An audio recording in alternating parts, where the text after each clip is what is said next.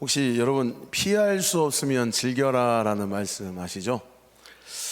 제가 이 말을 언제 가장 와닿았냐면 제가 훈련소 들어가기 전에 두렵고 떨고 있는 저에게 친구들이 저에게 어깨를 토닥여 주면서 이렇게 이야기해 줬습니다. 피할 수 없으면 즐겨라. 제가 이 얘기를 왜 하냐면 많은 분들이 제가 이 방위 출신으로 아시는데요, 저는 방위 출신이 아니고요, 저는 병무청에서 소속되어 있는 산업기능요원으로서 이 대한민국의 2000년도 초반에 우리 밀레니엄 새로운 새 시대에 이 자주장사인 루디아처럼 이 패션업계의 발전을 일으킨 한 사람입니다. 거창해 보이는데 쉽게 말씀해드리면 저는 염색 공장에서 원단을 염색했습니다.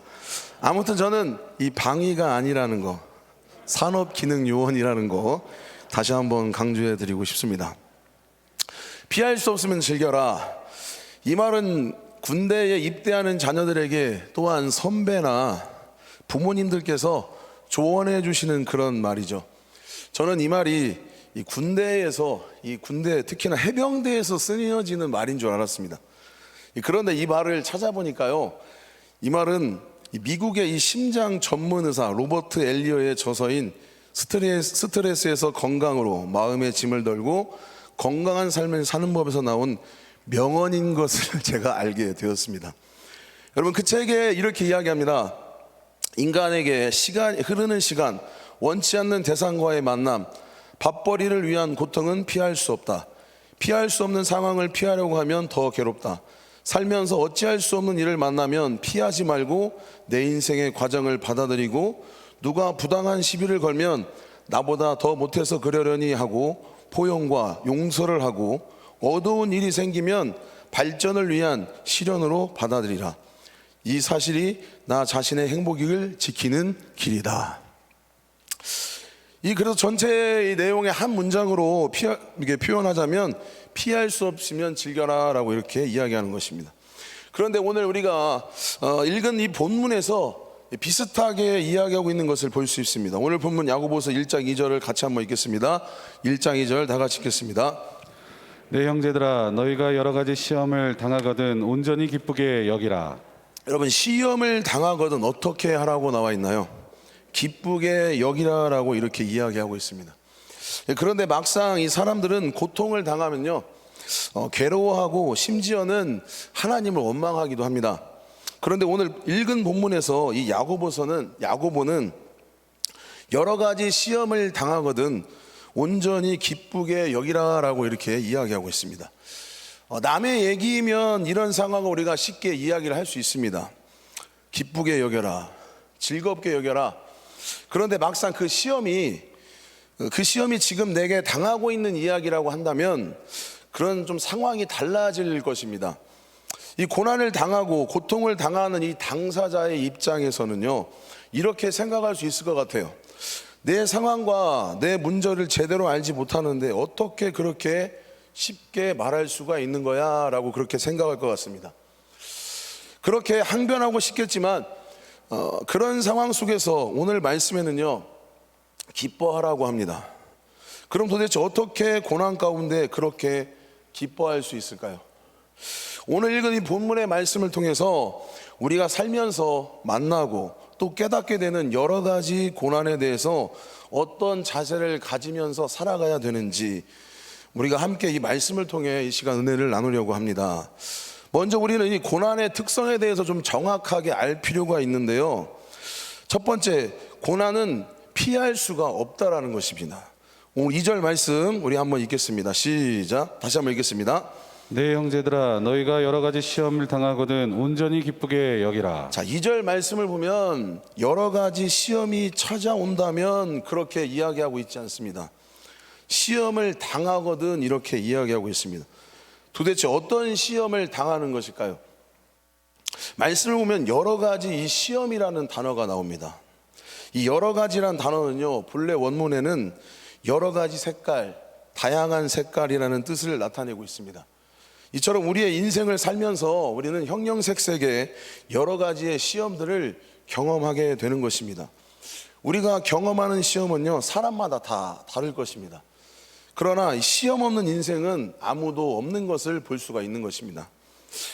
저희 교회에 이제 핸드폰에 이 스마트폰의 어플 중에 디모데 성도 앱이 있는데요. 거기에서 이 중보기도를 하는 요청하는 곳이 있습니다. 그 중보기도의 요청을 보면 뭐 반복적인 것도 있고요. 때로는 긴급하고 또한 결혼에 대한 기도도 있습니다. 우리 성도 여러분들, 저의 배우자를 위해서 많은 기도 부탁드리겠습니다. 이처럼 다양한 이 제목의 중보들이 있는 것을 볼 수가 있습니다. 이 다양한 이 중보 기도 제목을 가지고요, 담임 목사님께서 또한 이 사역자 또 많은 기도의 동역자들께서 서로 합심해서 이 중보 기도를 하고 있습니다. 근데 이 기도 제목을 좀 보면 기도 제목들을 좀 볼 수가 있는데, 그 기도 제목을 보면 이런 생각이 들어요. 어떻게 저런 일이 일어났을까? 어떻게 저런 어려움을 당하셨을까? 이 기도 제목을 볼 때마다 정말 한숨이 절로 나오는 그런 기도 제목들도 보게 되는 것을 보게 됩니다. 이처럼 이 고통이라고 하는 게, 이 고난이라고 하는 게 참 다양한 것임을 볼 수가 있는 것입니다.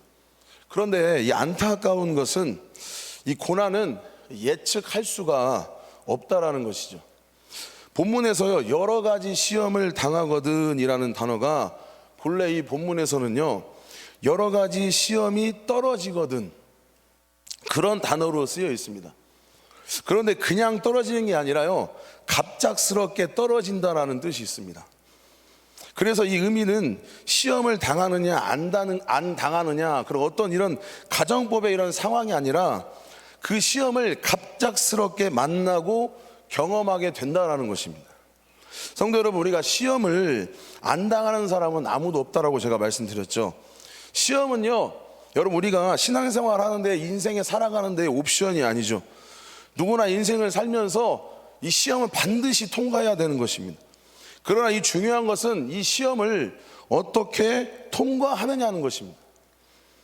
오늘 성경은 우리에게 가르치기를, 너희는 여러 가지 시험을 당하거든 시험을 갑자기 경험하게 되면, 이 시험이 갑작스럽게 떨어지게 되면 기쁘게 여기라라고 말씀하고 계십니다. 그것도 온전히 기쁘게 여기라라고 말씀하고 계시는 것입니다. 이 어떠한 시련일지라도요, 절망할 일이 일어나는 게 아니라 기뻐하는 일이라는 것이죠. 이 고난당하는 사람 입장에서는요, 이런 말씀은 쉽게 받아들이지는 않아요. 그러나 이 말씀이 우리에게 희망이 되는 것은 무엇이냐면, 지금 힘이 들지만 어렵지만 반드시 그 고난 끝에는 온전한 하나님께서 역사하시는 좋은 결과가 있다라는 의미일 것입니다. 심지어 칼빈은 이렇게 이야기하고 이렇게 해석합니다. 시련이 오면 이거를 신용장에 기입하고 경사로 여기라. 우리는 이 시험이 올 때에 신속하게 위기를 벗어나기를 원합니다. 그런데 이 야고보는요, 우리가 당하는 이 시험을 우리에게 교훈이 되고, 이 시련이 당장 벗어나는데 이 목적이 있는 게 아니라 그걸 통해 반드시 챙겨야 할 중요한 것이 있다라는 것입니다. 그러기에 우리 성도 여러분들은요, 이 고난에는 시험을 우리에게 있을 하나님의 이 분명한 이 목적과 이유가 있다라는 것이죠. 우리 본문 3절 한번 같이 읽겠습니다. 본문 3절 읽겠습니다. 이는 너희의 믿음의 시련이 인내를 만들어내는 줄 너희가 알미라. 말씀 후반절을 보니까요, 만들어내는 줄 너희가 알미라, 이렇게 표현하고 있습니다. 고난이라고 생각하는 것은 이 생산적인 특징이 있다는 이야기입니다. 삶의 무언가를 성취해주고 나름대로 가치가 있다고 하는 그런 의미를 담는 것입니다. 그렇다면 내 삶의 이 고난 속에 담긴 하나님의 이 목적은 무엇일까요? 오늘 본문 야고보는요, 하나님께서 우리에게 고난을 주실 때는요, 이 세 가지의 분명한 목적이 있다라는 것입니다. 이 첫 번째는, 고난은 나의 믿음을 시험하기 위해서 찾아온다는 것이죠. 2절에서는요, 아까 말씀드렸던 것처럼 여러 가지 시험을 당하거니라는 해서 시험을 이렇게 시험이라는 단어가 나왔고요, 3절에는요, 이 시험을 믿음의 시련이라고 표현하고 있습니다. 이 시련과 이 시험은 좀 다르죠. 그러나 이 시련이라는 단어가 시험의 성격을 설명하고 있습니다. 하나님의 백성들이 경험하는 시험은 믿음의 시련이라는 것이죠. 그래서 이 시련이라는 단어를 다른 말로 하면 테스트라는 말을 의미하고 있는 것입니다. 이 시험은 믿음의 테스트라고 성경은 이야기하고 있습니다. 성도 여러분, 우리가 누구나 학교 생활에 대한 이런 추억과 경험들이 있을 것입니다. 저의 학창 시절의 추억을 하나 말씀드리자면, 제가 학창 시절에 공부를 하면서 코피를 흘려본 적이 별로 없습니다. 이 이야기는 제가 어지간히 공부를 안 했다는 얘기죠. 그런데 제가 이 고1 중간고사 때 공부를 하면서 코피를 흘려본 적이 있습니다. 왜 그렇게 코피를 흘리면서 공부했냐면, 한문 선생이, 한문인데요, 한문 선생님이 학생주임 선생님이었었습니다. 학생들의 성적이 너무 안 나오니까 이 몇 점 커트라인을 주시면서 이 점수 밑으로 이 맞는 학생들은 각오하라는 말씀을 하셨던 것입니다. 여러분, 지금이야 이제 선생님의 이 권위가 많이 위축되어 있지만, 저희 때만 되어도 선생님의 이 그림자를 못 밟을 정도는 아니었지만, 좋은 교재 속에서 이 재미있게 이 선생님과 학생 사이에 이 선을 지키면서 학생 생활을 했었습니다. 대부분 학교 이 선생님의 이 다 별명이 있으시잖아요. 근데 저희 학생주임 선생님의 별명은 개패였습니다. 왜 개패냐면, 개패듯이 팬다고 개패였습니다. 저는 이런 어린 마음에 이 개패듯이 맞기 싫어가지고 어쩔 수 없이 밤을 새면서 공부하다가 코피를 흘려본 적이 있습니다. 그때 그 시험 공부는 저에게 잊지 못할 추억이죠. 여러분, 혹시 학교를 다닐 때에 이 시험을 좀 즐기신 분 있으십니까? 즐기셨다면 혹시 다른 나라에 오신 분은 아닐까 생각되는데요. 제가 거의 확신하건대 이 시험을 즐기신 분은 아마 없을 것입니다. 그러나 우리가 생각하기에 이 시험이 불필요하다고, 안 봐도 된다고 그렇게 주장하는 분은 아무도 안 계실 것입니다. 왜 그럴까요? 시험은 아무에게도 즐겁고 즐기지 못하는 그런 시험이지만, 그 시험은 학생에게 있어서 꼭 필요하기 때문인 것입니다. 왜냐하면요, 시험을 통해서 우리는 자기의 실력이 평가되기 때문에 객관적으로 평가하고 나에게 어디가 부족한 것인가를 이 시험을 통해 알고 점검하기 때문에, 그래서 시험을 치를 때마다 이 부족한 점을 깨닫고 공부하니까 실력이 향상되는 것입니다. 그렇습니다. 우리의 신앙도 마찬가지로요, 우리들의 인생 속에서 하나님께서 시험을 허용하시는 이유는요, 그 시험을 통과할 때마다 우리의 믿음의 실력이 증가하는 것을 기대하시기 때문인 것입니다. 그런 의미에서 이 시련이나 시험은 하나님의 백성에게 있어서 피할 수가 없는 것이죠. 여기서 시험이라고 하는 말 의미는 뭐냐면, 우리가 은이나 금을 이제 광산에서 캐내면 은하고 금은 딱 그것만 캐내는 게 아니라, 뭐 은과 금을 담은 이제 돌덩이도 다 나오지 않습니까? 그렇게 돌덩이를 제거하고 이제 캐낸 것을 뜨거운 용광로에다가 이제 집어넣죠. 집어넣고 열을 가하죠. 왜 그럴까요? 뜨거운 열을 가할 때에 이 모든 불순물이 제거되고 그 속에서 은과 금을 발견하기 때문인 것입니다. 바로 시험이라는 것은요, 그런 의미를 담고 있는 것입니다. 열을 가해서 불순물을 제거하는 것이 바로 시험의 말의 원뜻이라는 것입니다.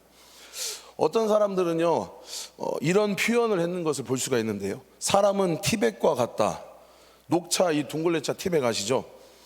이 마실 때 티백을 넣잖아요. 근데 이처럼 사람들은 티백과 같다라고 이야기하는데요, 이것은 무엇을 의미하냐면, 티백처럼 그 사람을 뜨거운 물에 담가다 보기 전까지는 그 속에 뭔가 들어있는지 도대체 알 수 없다라고 하는 그런 의미인 것입니다. 어찌 보면 우리의 삶에 일어나는 모든 일들이 다 시험이라는 것이죠. 믿음은 어떻게 보면 계획대로 진행되지 않을 때에 고난 속에서 그 믿음을 성장하고 성숙하게 됩니다. 그래서 야고보는요, 우리가 당하는 문제의 첫 번째 목적이 뭐냐면, 하나님께서 우리의 믿음을 시험하기 위해서 고난을 주신다고 이야기하고 있는 것입니다. 이 두 번째 고난은요, 인내심을 키워다 준다는 것입니다. 사랑하는 성도님, 시험이 오면 많은 사람들이 제일 먼저 하는 게 무엇일까요? 기도일까요? 뭐 저희 교회는 그런 분은 없겠지만은요, 이 시험 가운데 기도하신 분은 그렇게 많지가 않는 것 같습니다. 오히려 이 문제 가운데, 시험 가운데에 불평하고 원망하는 일들이 더 많은 것 같습니다. 그러다가 내 방법과 내 뜻대로 해볼 거 다 해보고 하나님 앞에서 나와 은혜를 구하면 응답이 바로 있는 경우도 있지만, 거의 대부분 하나님은 이 시험 속에서 인내를 요구한다는 것입니다. 이 본문의 사절 다 같이 한번 읽어보도록 하겠습니다. 읽겠습니다. 4절 읽겠습니다. 인내를 온전히 이루라. 이는 너희로 온전하고 구비하여 조금도 부족함이 없게 하려 함이라. 자, 인내를 온전히 이루라. 자, 이 본래 인내라는 단어는요, 히포메네라는 말인데, 이 말은 히포라는 단어는 이 메네라는 이 두 가지의 단어가 결합되는 단어입니다. 이 휘포는 무엇 아래에서라는 뜻이고요, 이 메네는요, 무엇 아래에 머문다는 뜻입니다. 그래서 고통 아래서, 어려운 환경 아래서 우리가 성실하게 계속 머물러 있어야 된다는 것이고요, 시련과 압박에서 불구하고, 고통에서도 불구하고 우리는 계속 성실하게 머물러 있어야 한다. 즉 그것이 인내라는 것입니다. 그런데 이 대개의 경우에 이 저뿐만이 아니라 사람들은 많이 인내를 하지 못하는 것 같습니다. 참지 못하는 것 같아요. 참지 못하고 어떻게 하죠? 무언가 좀 해봐야지, 뭐 이렇게 인내하지 못하고 서두르다가 우리는 일을 이제 그을 때도 많이 있는 것 같습니다. 그렇게 일을 거둘 때마다, 그때마다 더 큰 고통과 더 큰 재앙을 초래하는 경우도 보게 됩니다. 우리 믿음의 조상 아브라함 아시죠? 이 아브라함의 경우가 그런데요, 이 아브라함도요, 자식을 주신다고 하셨는데 자식이 생기지 않는 거예요. 거의 아브라함이 끝까지 우리가 참지는 않았습니다. 아브라함도 참지 못한 순간이 있었다라는 것이죠. 이제 생산의 능력도 다 없어가지고요, 이 아브라함은 아내 사내의 경수도 끊어졌습니다. 이제는 아이를 낳을 가능성이 전혀 없다라는 것이죠. 그러니까 어떻게 하죠? 아브라함은 수많은 생각을 했었을 것이에요. 자기 합리화의 생각도 했을 것입니다.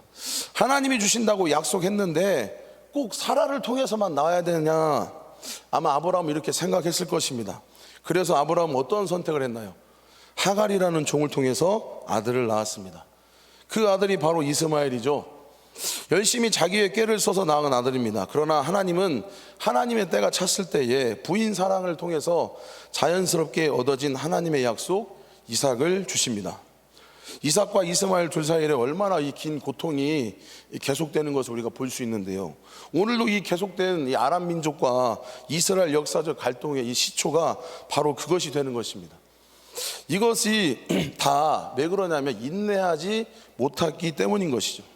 그래서 히브리서 6장 13절 이하에 보면 하나님이 아브라함하고 약속하실 때에 자기보다 높은 권위가 없기 때문에 스스로 이름을 걸고 약속하시면서 14절에는요, 반드시 내가 너를 복주고 너를 번성케 하리라고 말씀하시면서, 그리고 6장 15절에 이런 말씀을 하십니다. 6장 15절 다 같이 한번 읽어보겠습니다. 그가 이같이 오래 참아 약속을 받았느니라. 아브라함도 참지 못했던 순간이 있었습니다. 그런데 그런 실패의 경험을 통해서 마침내 이 참아내는 중요성을 배웠던 것이었습니다. 그리고 아브라함은 마침내 오래 참아내는 하나님의 약속을 받을 수가 있었던 것이죠. 다시 말해서 오래 참음, 이 인내의 열매를 아브라함이 받을 수가 있었다는 것을 볼 수가 있는 것입니다. 사랑하는 우리 성도 여러분, 우리는 실로 인내하기 어려운 상황 속에서 인내하고 오래 참을 때 우리는 인내하고 오래 참으시는 하나님의 인격을 닮아갈 것입니다.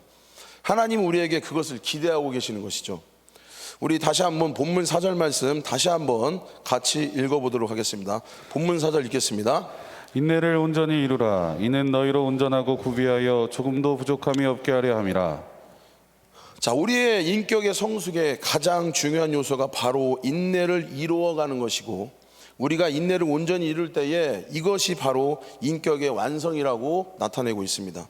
그렇다면 사랑하는 우리 성도 여러분들, 하나님께서 기뻐하시는 인내할 줄 아는 사람, 오래 참을 줄 아는 사람, 그 사람이 되기 위해서는요, 나에게 견디기 어려운 이 고난의 시험을 허용하셨다면 시험의 이 폭풍 속에서도요, 우리는 이렇게 하나님 앞에 말할 수 있어야 된다는 것이죠. 하나님, 힘들고 감당할 수는 없지만 그럼에도 불구하고 저 인내하겠습니다. 아프고 고통스러운 것이지만 이것이 나에게 주는 인격과 성숙과 온전함을 줄 수 있다면 하나님, 저 인내하겠습니다. 주님, 저에게 이길 힘을 주시옵소서. 인내한 힘을 주시옵소서. 이러한 고백이 시련과 고난 가운데서 기뻐할 수 있는 믿음이라는 것입니다. 야고보는요, 하나님께서 우리에게 고난을 사용해서 인내를 통해 더 성숙한 성품을 갖기를 원한다고 말하고 있는 것입니다. 이것이 바로 우리 성도들의 목적인 것이죠. 하나님은 저와 여러분들이 예수 그리스도를 닮아가는 삶을 살기를 원하십니다. 그래서 예수님을 믿는 사람들은요, 예수님을 믿는 사람들을 세상 사람들이 뭐라고 하죠? 예수쟁이라고 합니다. 사랑하는 성도 여러분, 우리는 예수쟁이가 되어야 합니다. 그래서 우리는 예수님처럼 생각하고요, 예수님처럼 말하고 예수님처럼 행동하는 예수쟁이가 되는 것, 그게 바로 우리의 목표가 되어야 될 것입니다.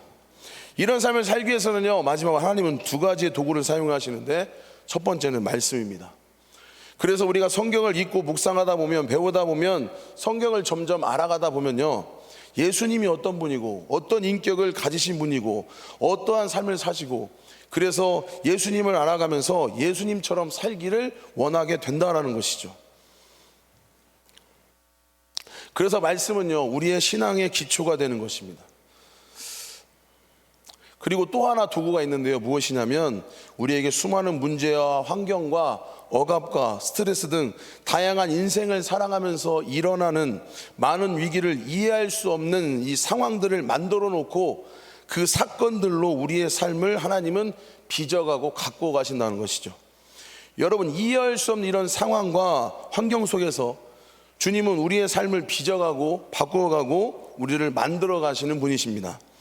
마지막으로 그렇다면 우리가 고난을 당할 때에 우리는 어떠한 자세를 가져야 될까요?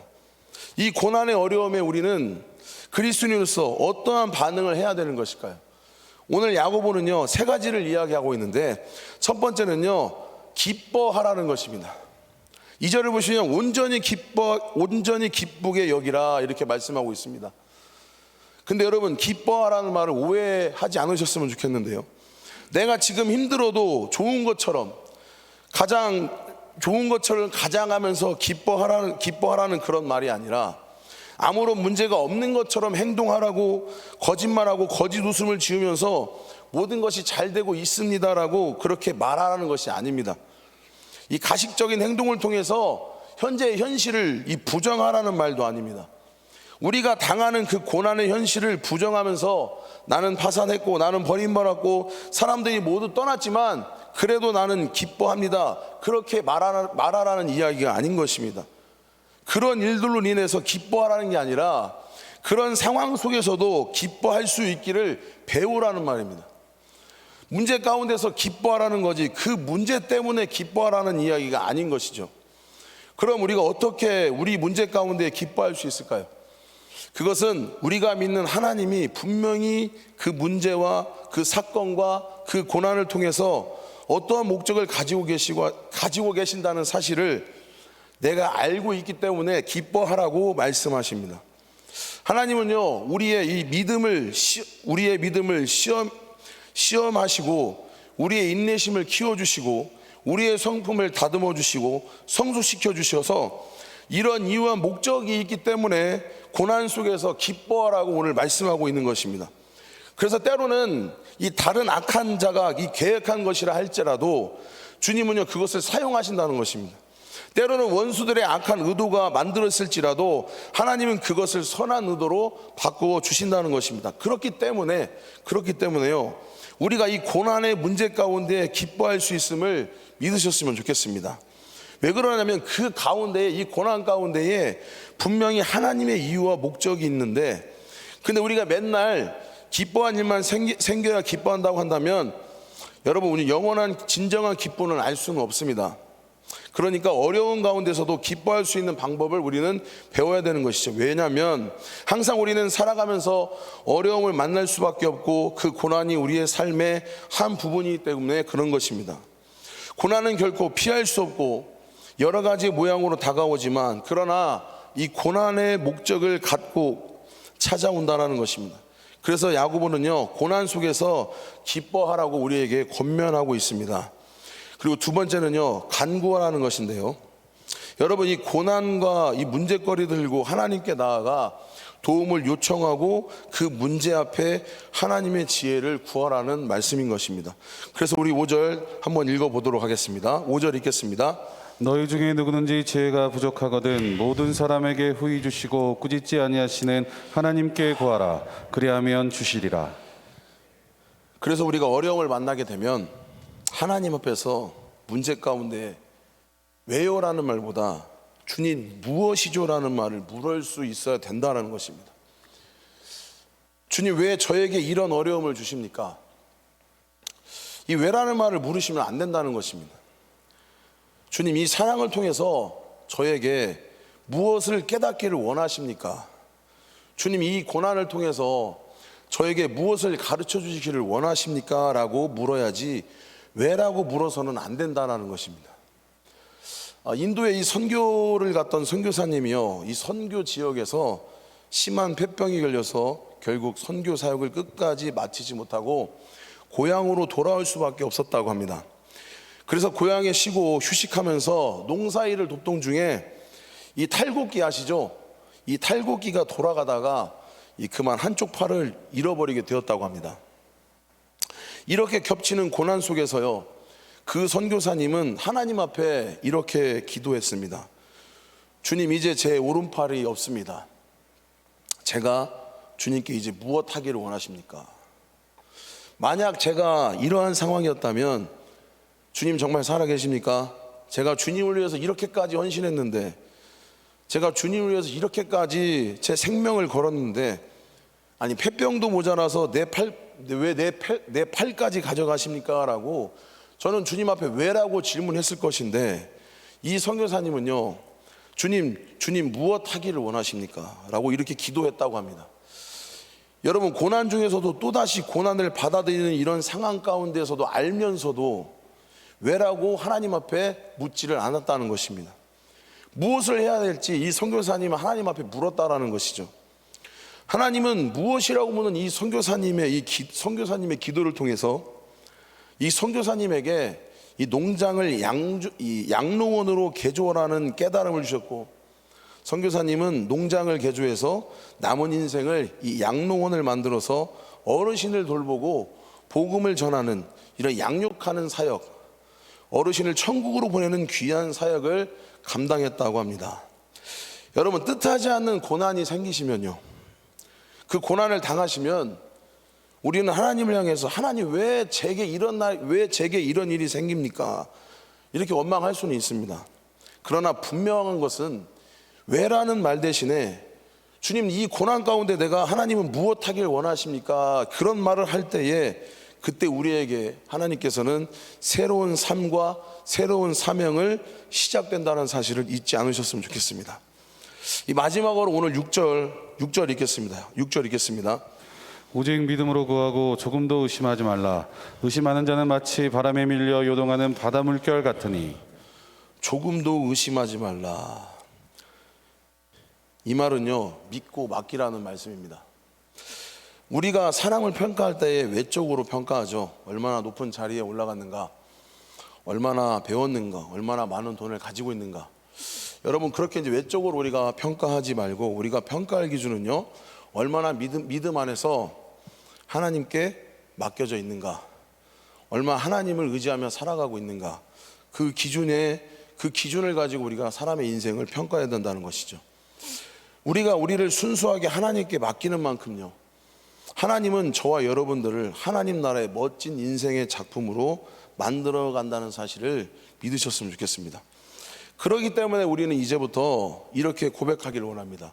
주님이 행하고 계신 일들에 대해서 저 전혀 의심하지 않겠습니다. 왜 나에게 이런 고난이 일어났는지, 왜 이런 상황들이 벌어졌는지, 왜 지금 이런 고난을 겪고 있는지 저는 알 수 없지만, 이 고난을 통해서 저는 확실한 것은 주님이 행하시는 일을 저는 의심하지 않습니다. 주님만 의지하겠습니다. 이렇게 고백하게 되기를 간절히 소망합니다. 말씀을 정리합니다. 반주 좀 부탁드리겠습니다. 이 뉴질랜드 아시죠?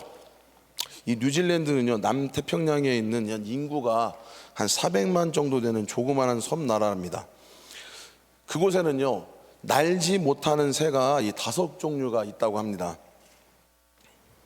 왜냐하면 이 섬에는요, 새를 해치는 동물이 없기 때문인 것이죠.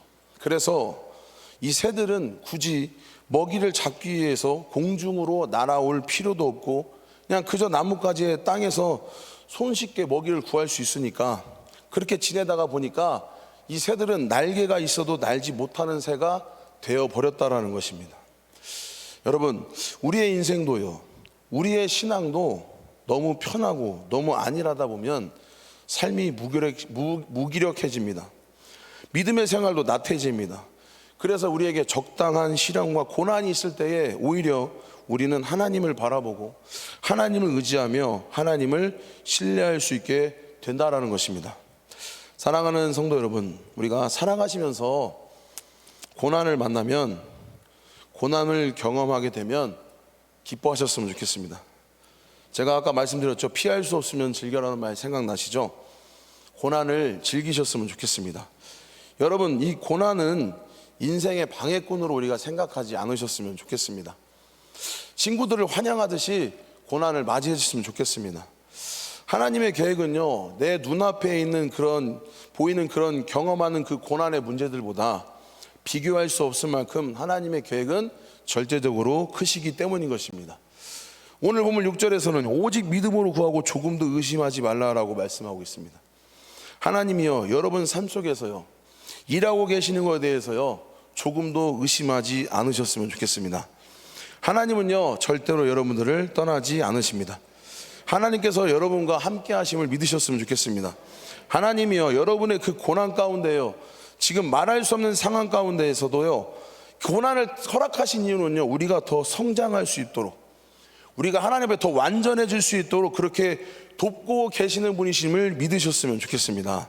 그러므로 우리가 그 문제 앞에, 그 고난 앞에요, 그 고난에 우리가 처해 있다면, 그 고난을 당한다면요, 성도 여러분, 하나님 앞에 맡기셨으면 좋겠습니다. 그리고요, 즐거워하시기 바랍니다. 그리고 기뻐하셨으면 좋겠습니다. 그리고 하나님을 의지하셨으면 좋겠습니다. 그러면 하나님께서는요, 우리의 삶을 기쁨으로, 환난으로 인도해 주실 것입니다. 여러분, 이런 믿음을 가지고 이 세상 가운데에 승리하며 사시는 우리 사랑하는 성도 되기를 간절히 소망합니다. 시간 세상 유혹 시험이라는 찬양이 있는데요, 이 3절의 가사가 참 이렇게 의미가 있습니다. 주위를 둘러보면 아무도 없는 듯 믿음의 눈을 보면 보이는 분 계시네. 지금도 내 안에 역사하고 계시는 사망과 권세 물리치신 예수님. 그렇습니다. 지금 고난 가운데 아무도 없다라고 느끼는 그런 상황일 것 같아요. 저는 그 고난에 대해서 알 수는 없습니다. 그러나 여러분, 다시 한번 말씀드리지만 그 고난 가운데서는요, 그 고난은요, 하나님 우리에게 주신 믿음의 연단을 단련시키는 귀한 축복임을 잊지 않으셨으면 좋겠습니다. 우리 다 같이 찬양하면서 기도하시도록 하겠습니다.